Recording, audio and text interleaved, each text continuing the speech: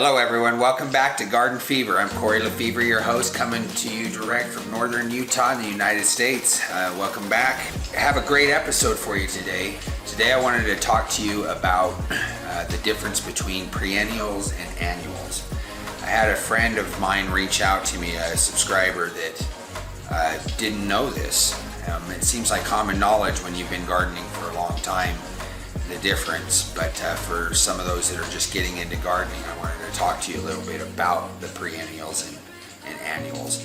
At the same time, offer some suggestions on how to grow them and what can be used to grow them. So with that, let's get right into it. I'm excited to let you know that I've had a lot of work in the garden this year. Utah's having some interesting weather this year. It's been almost perfect. I hate to jinx it. But we had a lot of snow this year. We still have snow-capped mountains. We're middle of June, and it's been a slow runoff. We've had cool weather. I don't think we've even broken 80 degrees yet this year. Maybe a day or two, but for the most part, it's been in the 70s. And what's happening is we're getting a little bit of rain, and then like a day or two of sun, a little bit of rain, day or two of sun. So we couldn't ask for a better summer. This might be a good year for us. We'll have to see how soon winter comes towards the end, if we are going to have a short season, because it kind of looked that way in the beginning of the year. But anyway, this is kind of just some stuff that I've been doing. But let's get into the topic of the video, and that's annuals and perennials. What's the difference?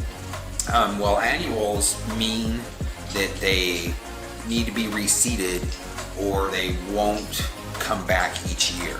They don't just return from the roots. They don't go into hibernation in the winter. They pretty much die off in the winter unless you have seeds planted for the next spring. They're not going to come back, and that's what an annual is. A perennial is a plant that will return year after year through the lifespan of the plant in the environment that it's growing in, because that can kind of determine the difference between a perennial and an annual. For example, a perennial could be a perennial in a certain grow zone, but when you reach either a too hot or a too cold grow zone, it will die off in the winter or in the heat, you know what I mean? So it becomes an annual as you get into a different environment. So it's good to know what perennials and annuals grow in your area. That's research you're gonna have to do. I can only tell you stuff that grows in my areas or do research around the world, but it's gonna be your responsibility as your own garden, to find out which ones will return each year. Why is this beneficial? Why would this be a good thing for gardening?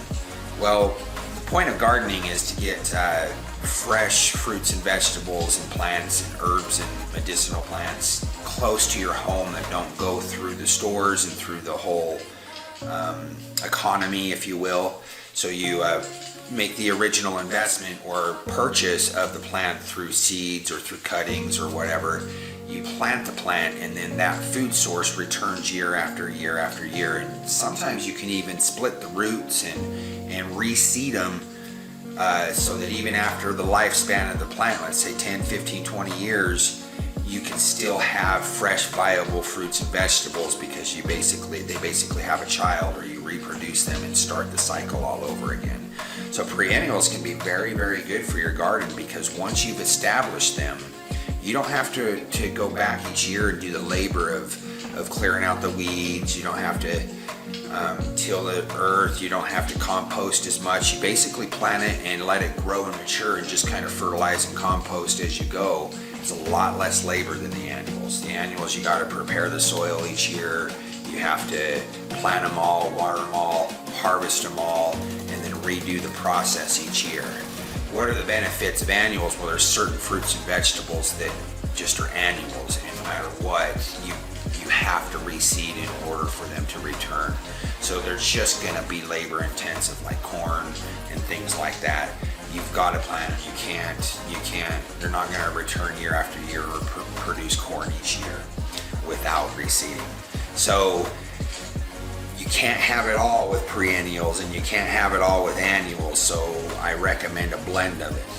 One of the pros to perennials is you can grow them in a grow box or a pot, and that way they're separate from your yard, and you can just kind of use your plowed area or whatever you've prepared, the bed that you've prepared on the ground for your annuals each year, but your boxes and your pots keep your perennials in them. That way they keep them kind of controlled, and they can return year after year. And that way, if you move, sell your home, something happens where you've got to leave, you can actually take your perennials with you to your new place, where annuals will just have to reseed in your new place.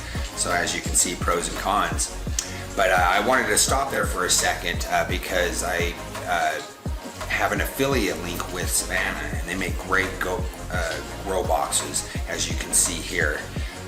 You can use my link below for a discount. It is in the description. I will get compensated, but I wanted to stop and let you know because they make really hardy, very good for outdoor grow boxes. If you're interested in that, hit the link below, head on over there. They make great products. That being said, if you have any questions, please hit that like button too, by the way. It helps with the YouTube algorithm. Let's get the information out there. One reason why I like perennials so much is because they're guaranteed fruits and vegetables each year that I know are going to return each year. I've got them established, and then it just becomes preserving it over winter, and this provides a better produce department for you than your grocery store, because I can go out and pick peaches, I can go out and get raspberries, I can go and get onions or whatever it is that I need without buying them over year after year from the grocery store, or rebuying starts or rebuying seeds each year. It's cheaper in the long run.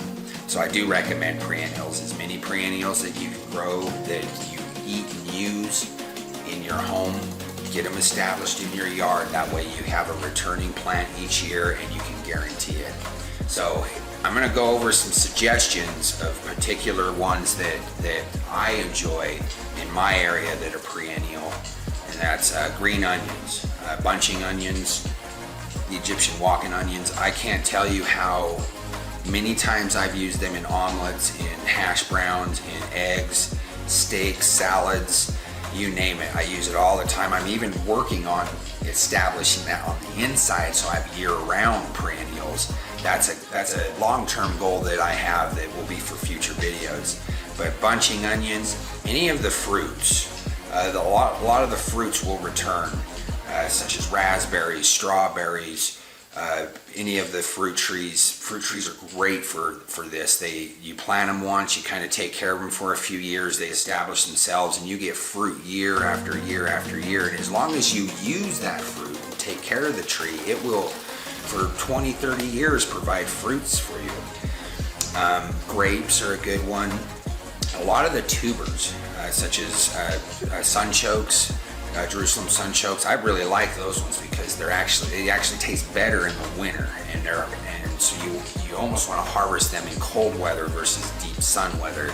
So they're kind of a great crop for over winter survival. Now, I'm not a prepper, but I also believe in having emergency. So drying these stuff out, preserving them, canning them over winter is essential to maintaining that. That's the work that is involved in it. But the payoff is you get fruits and vegetables that are nutrient dense, have lots of, you control what the pesticides are, you control what goes into the dirt.